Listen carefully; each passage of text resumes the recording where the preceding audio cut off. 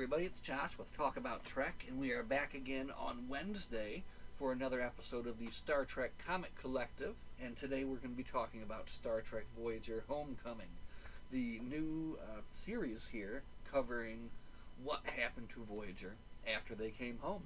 You know, you thought it was just going to be an easy ride, but of course, things turned out not to be that easy. So, I've already read through this here a couple of times, actually, so we'll just kind of, give you the gist of it, what we thought, and show off some of the art here.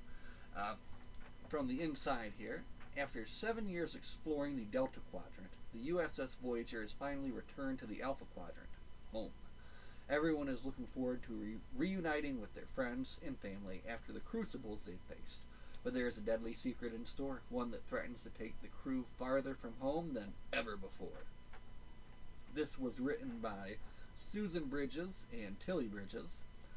Artist here is Angel Hernandez, colorist Charlie Kirchhoff, letters and design by Neil Uyatake, group editor Heather Antos, and editorial assistant Cassandra Jones here. And as you can see, basically starts off, not right where the series ends, but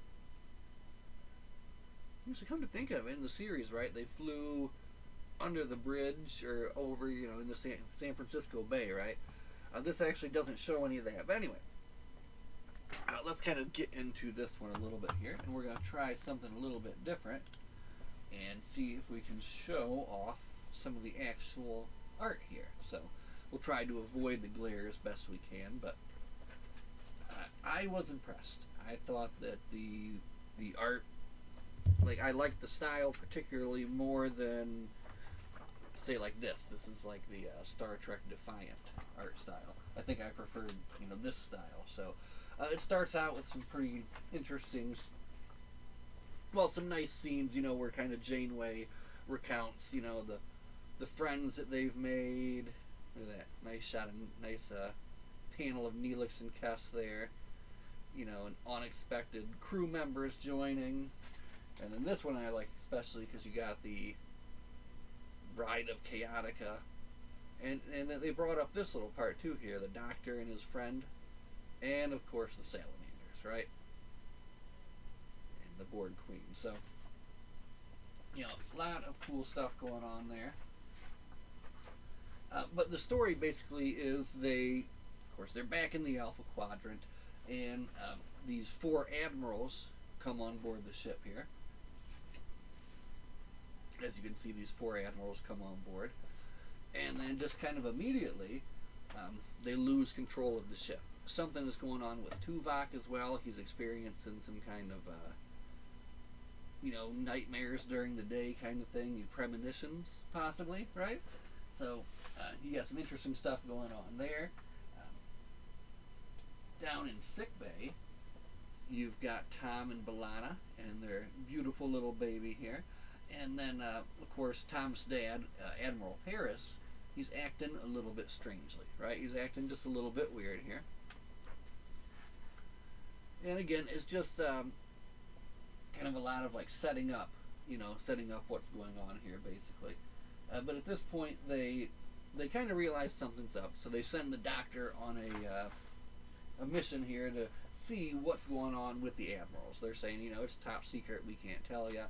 So the Doctor goes in and gets some blood samples, runs some tests here. Let me see. Here we go. Gets some blood samples, runs some tests. They are negative for the Klingon blood flu there. But he does find out Admiral Kidum and his team are species 8472. You remember 8472, the species the Borg was having so much trouble with. And they go on to kind of explain how there was a time when the species 8472 was setting up like this infiltration station, right? And they had their people turned into humans somehow, basically, and they were preparing to infiltrate Starfleet. And so apparently they did that, and it worked out pretty good for them. And when they go to confront the admirals there after they realize what they are, they transform. So now we got a little bit of action here. And you can kind of see, you can see this kind of coming, I would say. Oh, and Janeway, of course, immediately turns into like badass Janeway here, right? Takes the jacket off, gets the phaser rifle ready. But of course, Admiral Paris, who came with them, transforms as well, and that's kind of where they leave us off here with the Voyager under the control of species 8472, flying into fluidic space. And B'Elanna says here at the end, Captain, if we can, let me get that up here. There we go. If we don't retake the ship now, we might never get it back. To be continued. And here's the, look at this. I think this is the cover here for next month. Whoa, for Tuvok, right? Very cool. So, again, that was Homecoming. And I just gave you a brief glimpse of it, so you can go out there and get into it yourself and see what you think of it. I like the direction that it's going in. I like that it's taking a thread from a Voyager episode and kind of like turning that into its theme, And Species 8472 is very interesting, right? Something that even like the Borg had trouble with. So there's a lot. There's a lot that's going to happen here. I think it's going to be exciting. Janeway's already, got the phaser rifle out. And it's just going to be interesting to see how this story develops and where they're going to take this. And for Pete's sake, are we going to see them actually go home?